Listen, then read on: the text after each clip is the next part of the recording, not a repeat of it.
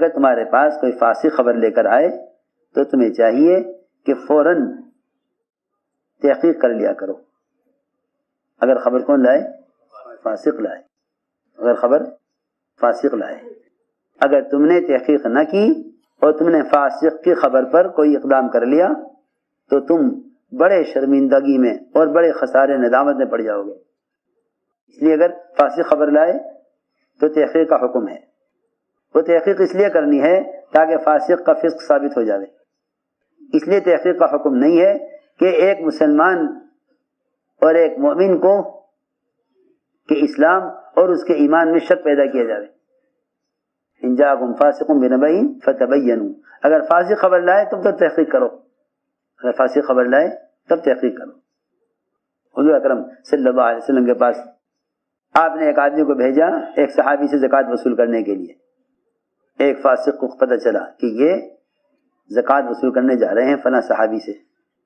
اس فاسق کو منافق کو یہ خیال آیا کہ اس کے اور اللہ کے نبی کے درمیان کیسے بدگمانی پیدا کی جائے اور کیسے دوری پیدا کی جائے. سنو تو صحیح. اور راستے میں ملا بھائی کہاں جا رہے ہیں؟ مجھے حضور اکرم صلی اللہ علیہ وسلم نے بھیجا ہے فلاں سے زکوٰۃ وصول کرنے کے لیے. کہ ہاں نہیں جا کر کہہ دو کہ وہ تو زکوٰۃ دینے سے انکار کر رہا ہے. راستے ہی سے ان کو واپس کر دیا. پہنچنے نہیں دیا وہاں تک. حالانکہ اللہ کے رسول کے صحابی وہ زکوٰۃ سے کیسے انکار کر دیتے؟ زکوٰۃ سے کیسے انکار کر دیتے؟ صرف اس لیے تاکہ آپ اپنے صحابہ سے بدظن ہو جائیں. اس بدگمانی کو پیدا کرنے کے لیے اس نے راستے سے ہی ان کو واپس کر دیا جو زکوٰۃ وصول کرنے جا رہے تھے کہ جس کے پاس تم جا رہے ہو وہ زکوٰۃ دینے سے انکار کر رہا ہے، جا کے کہہ دو. ہاں، یہ مستقل باطل کی کوشش ہوتی ہے کہ ان کے بڑوں کے اور ان کے عملے کے درمیان ایسی باتیں چلاؤ جس سے ان میں آپس میں پھوٹ پڑ جاوے. یہ اس لیے حکم دیا گیا کہ تم فاسق کو پکڑنے کے لیے ساتھی سے تحقیق کر لو. فاسق کو پکڑنے کے لیے ساتھی سے تحقیق کر لو. یہ نہیں کہ فاسق کی بات کی خبر کر لو ساتھی کو ضائع کرنے کے لیے.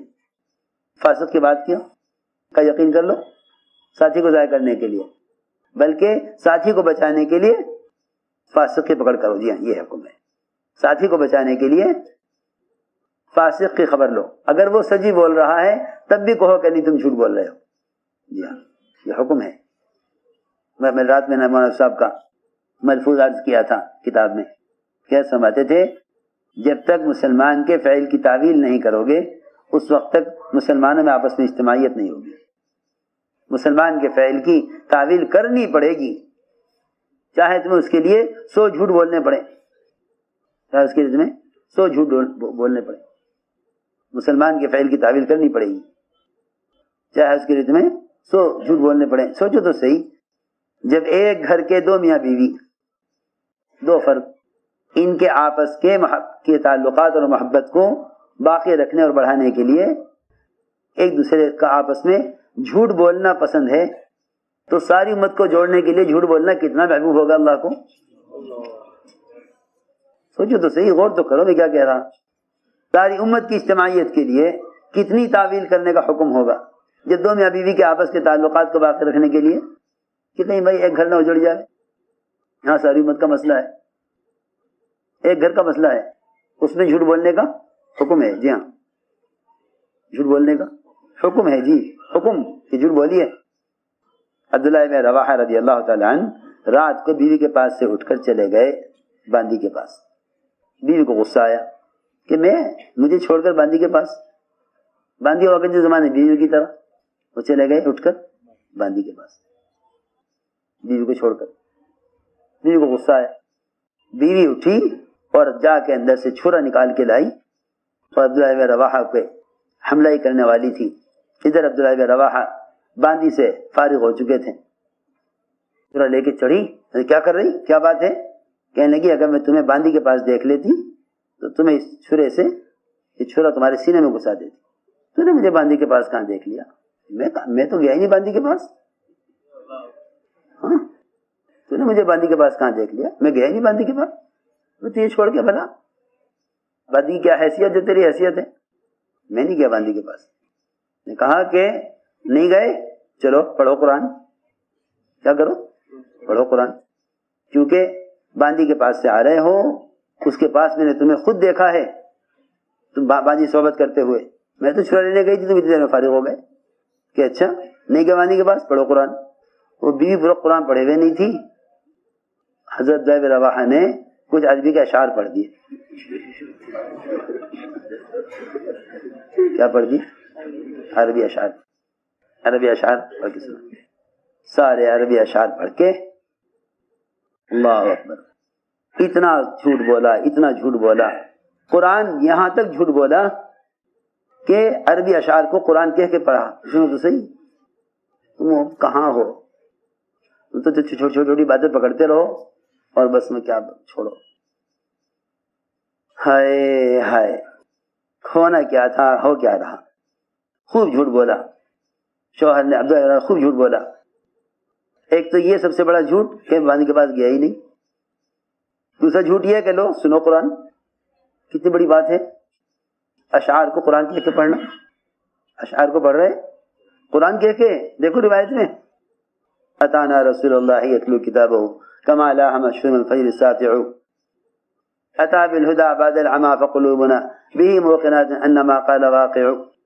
یہ سارے اشعار پڑھ دیے کہ اللہ کے رسول آئے ہمارے پاس کھلی ہوئی کتاب لے کر جو سورج کی طرح روشن, آپ ہدایت لے کر آئے ہمارے اندھے پن کے بعد, اور ہم نے آپ کی ہر بات کا یقین کیا. یہ اشعار پڑھے. بیوی نے کہا یہ نہیں ہو سکتا کہ اللہ کے نبی تو منع کریں جنابت کی حالت میں قرآن پڑھنے کو, اور تم قرآن پڑھ رہے ہو. میری آنکھ نے غلط دیکھا ہے, میری آنکھ نے غلط دیکھا, ایسا نہیں ہو سکتا, میری آنکھ نے غلط دیکھا. یہ کہا بیوی نے کہ میں آنکھ کو جھٹلائے کا انکار کرتی ہوں, میری آنکھ نے غلط دیکھا, ایسا نہیں ہو سکتا. جب آپ منع کر رہے ہیں تو بات ٹھیک ہے. صبح عبداللہ ابن رواحہ نے سارا قصہ سنایا. حضور اکرم صلی اللہ علیہ وسلم, آپ اتنا ہنسے کہ آپ کی داڑھیں ظاہر ہو گئیں. اتنا ہنسے آپ اس قصے پر. ہائے میں کیا عرض کروں, ساری مصیبتیں, سارے فتنے, سارے اختلاف, سارا افتراق, ساری تہمتیں صرف اس لیے ہیں کہ کام کرنے والے مزاج نبوت سے ہٹے ہوئے ہیں. سارا فساد ہی اسی کا ہے. اس لیے کہہ رہا ہوں صبر پیدا کرو اور دلوں میں وسعت پیدا کرو. اس لیے عرض کر رہا. دیکھو ایک مسلمان کو کسی طرح بچانا ہے, ایک مسلمان کو کسی طرح بچانا ہے. ہوئی غلطی کہ کیا کرو کہ تعویل کرو. ایک صاحب کو قتل کیا جانے لگا, حضرت ابوبکر اڑ گئے کہ نہیں عمر قتل نہیں کر سکتے, کیونکہ حضرت ابوبکر رضی اللہ تعالیٰ عنہ ایسی تعویلات کرتے رہے کہ کسی طرح چاہتے تھے کہ یہ مسلمان قتل سے بچ جائے, یہ مسلمان قتل سے بچ جائے. یہ تھی کوشش. پہلے کوشش ہوتی تھی غیر کو مسلمان بنانے کی, اللہ مجھے معاف کرے. اب کوشش ہے مسلمان کو غیر بنانے کی. پہلے کوشش ہوتی تھی غیر کو مسلمان بنانے کی کہ کسی طرح اسلام میں داخل ہو جائے. مسلمان کے فعل کی اتنی تعویل کرو کہ مسلمان کا گناہ ثابت نہ ہو کے دے, مسلمان کا گناہ ثابت نہ ہو کے دے. اتنی تعویل کرو مسلمان کے فعل کی. یہ تھا مزاج. اس مزاج سے امت بنی تھی. اگر ذرا اس مزاج سے ہٹو گے تو افتراق پیدا ہوگا. ذرا اس مزاج سے ہٹو گے تو افتراق پیدا ہوگا. افتراق, پھوٹ. آپس کی اجتماعیت کو باقی رکھنے کے لیے مسلمان کے فعل کی تعویل کرنا فرض ہے, فرض. چاہے اس کے لیے جھوٹ بولنا پڑے. جی ہاں, کہ نہیں ایسا نہیں, مسلمان ایسا نہیں کر سکتا, مسلمان ایسا نہیں کر سکتا. اور اگر اس سے گناہ ہو جائے تو اس کی قربانیوں کو یاد کرو. مسلمان کے فعل کی تعویل کرنا فرض ہے, فرض. چاہے اس کے لیے جھوٹ بولنا پڑے. جی ہاں, کہ نہیں ایسا نہیں, مسلمان ایسا نہیں کر سکتا, مسلمان ایسا نہیں کر سکتا. اور اگر اس سے گناہ ہو جائے تو اس کی قربانیوں کو یاد کرو.